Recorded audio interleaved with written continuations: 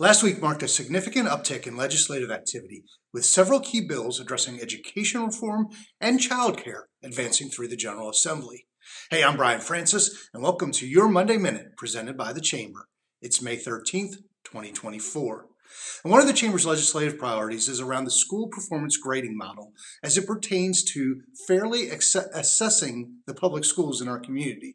Now, the current model focuses 80% on student performance measured through end-of-grade testing and only 20% on student growth.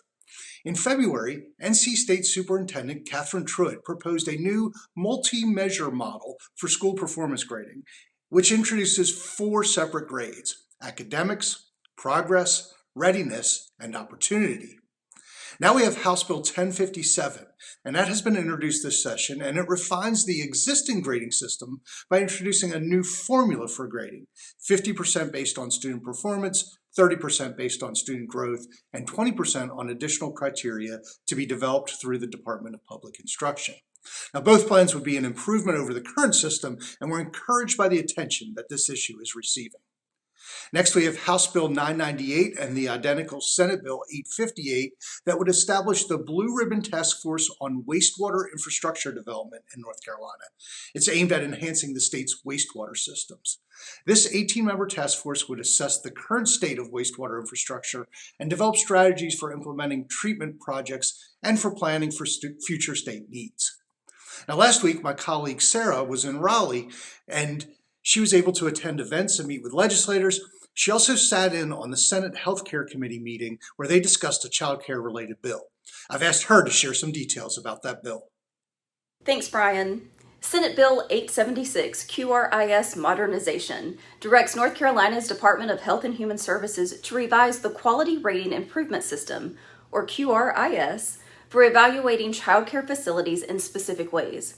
We have concerns that the current system drives up cost as centers pursue a 5-star rating without adding to the true quality of the center.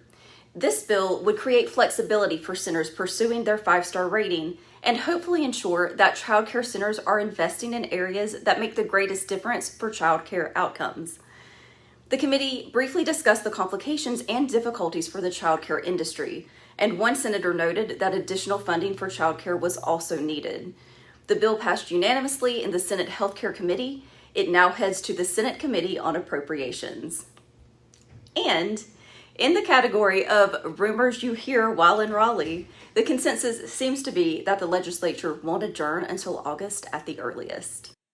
Thanks, Sarah. I can't say that I'm surprised that they might be in session longer than they initially planned. Of course, we'll continue monitoring the legislative session as long as they are there and keep you informed about what issues might impact our community and your business. That's all for now. Until next time, I'm Brian Francis, and this has been your Monday Minute from the Chamber. As always, the Chamber thanks Subaru of Concord for the support of our advocacy programs.